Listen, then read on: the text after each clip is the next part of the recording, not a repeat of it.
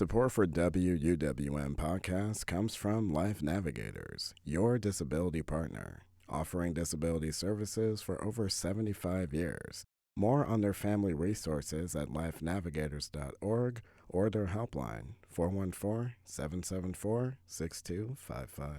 You're listening to Lake Effect Spotlight from WUWM, Milwaukee's NPR station. Here's one of our favorite conversations about what's happening in the city.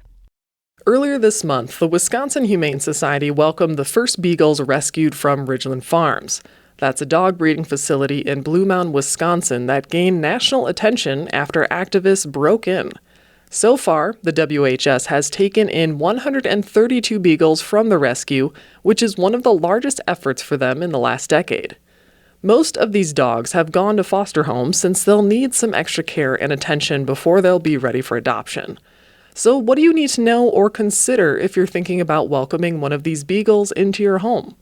To learn more, I'm joined by Angela Speed, the VP of Marketing and Communications for the Wisconsin Humane Society.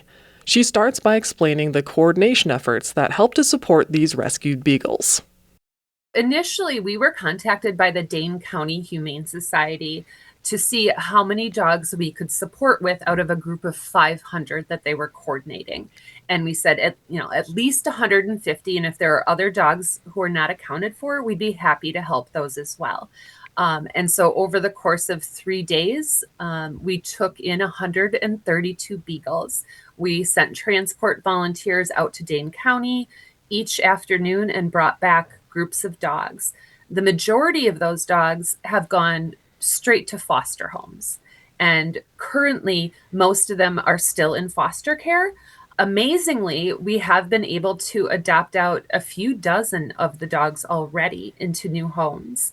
We're finding that their needs vary. Some of them need longer foster care or need treatment for medical issues. And some of them have gone up into adoption rather quickly and have found placement.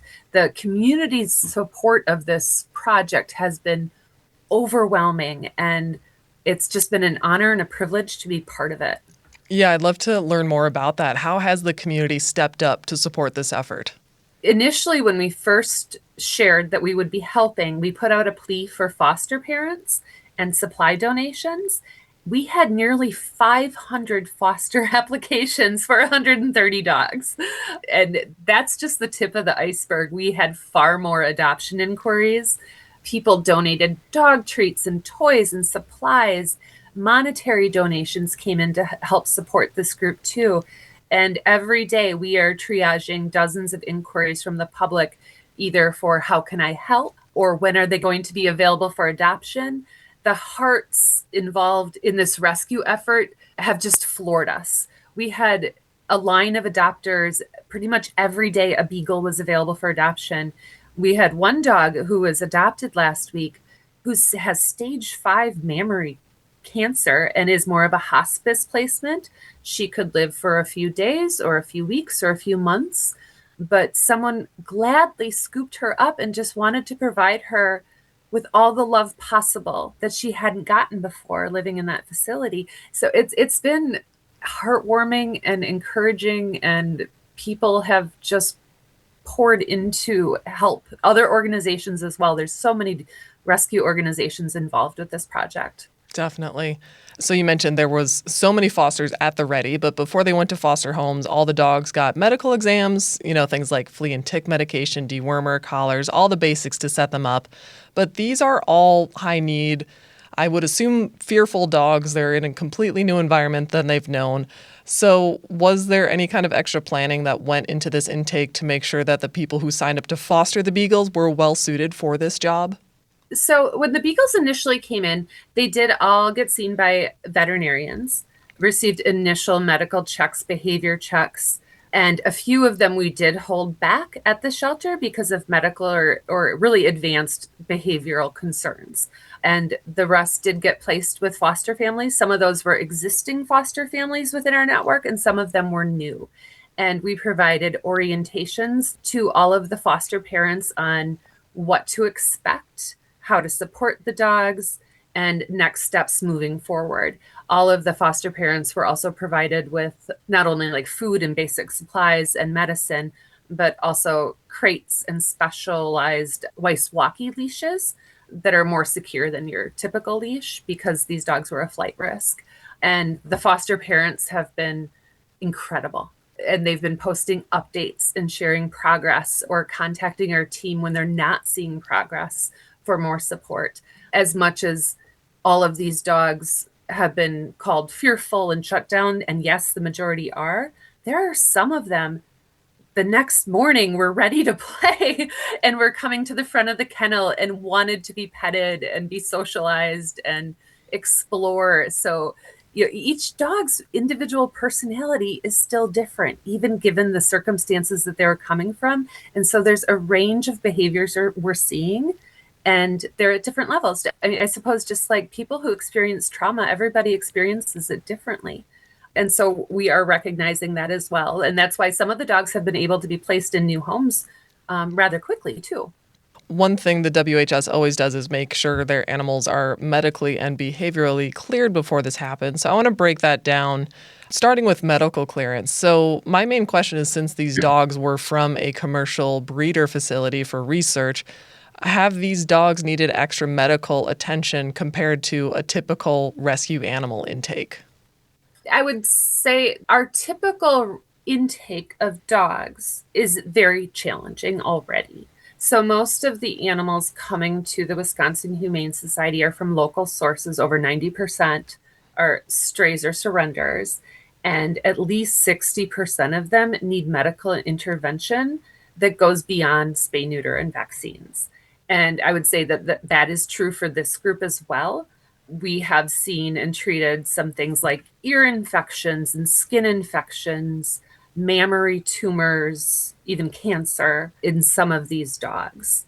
Nearly all of them have also been on anti-anxiety medication, especially while they transition from Ridglan Farms to a shelter to a foster home to help support their anxiety.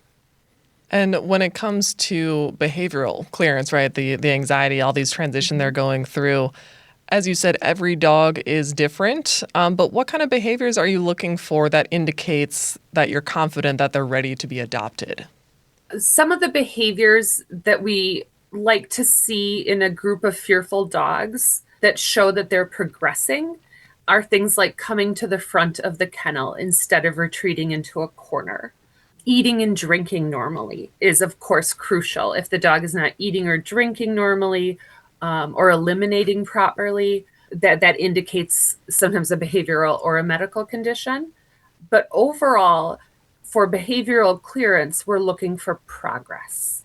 They don't have to meet a certain benchmark, but as long as they are progressing in their confidence level, in their socialization, those behaviors with encouragement can continue in an adoptive home. Because we also know that some of these dogs will resemble a more like a household pet, a typical dog, in a few days. Others may take months or even years, or may never quite assimilate the same as I hate to say it, but like a normal household dog.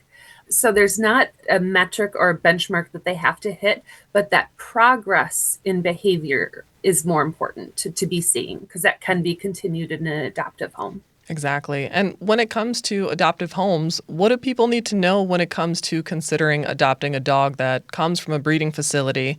Obviously, there's a lot of enthusiasm and excitement to help these animals, but what do you encourage people to think about if they're seriously considering taking in one of these animals? Yes. So when you come to the Wisconsin Humane Society, you get paired to work with an adoption counselor. And in this situation, we're sharing a lot of information with adopters about what this group of dog needs. Because of the special circumstances that they're coming from, we're really looking at adopters who can be very patient with the dogs and counseling them on letting the dog come to them, not forcing interactions, letting them explore on their own terms. Quieter households can be more supportive. Also, having another social dog at home has been really key for a lot of these dogs to learn how to be a pet in a household. We actually have been providing a 30-page packet of information to every adopter to help set them up for success with house training, anxiety, whether or not to use a crate, loose leash walking. They've never worn collars or been on leash before. Introductions to other animals, whether those are cats or dogs or new people. And so there's just a wealth of resources. And we also have a 24-hour behavior hotline that people can call and leave a message, and we'll get back to you within a day. All of those resources are being provided to adopters. We have had a few adopters, too, after realizing that their lifestyles did not quite meet what the beagles' needs. They've actually adopted other dogs, which is wonderful because we have so many other dogs looking for new homes right now. And we've had a few adopters just decline because they learned the extent of the work needed for this special group. Right. Very important. And while no additional fosters are needed for the beagles, what resources are you still in need of? How can people help? Right now at the Wisconsin Humane Society, we're entering what we call summer season, and our animal intake just balloons in the summer. And this group of dogs still could use donations of soft dog treats and dog toys, as do the other animals in our care. So if people are able to make a donation from our wish list, which is available online, that would go a long way to support not only the beagles, but the other dogs in our care. Excellent. Well, Angela, thank you so much for joining me today to give an update on the Ridglan Beagles and for all the work you're doing. Thank you so much for having me.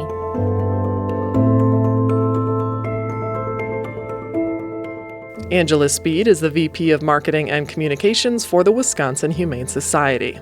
To learn more about the status of beagles under their care and how you can support them, head on over to WUWM.com.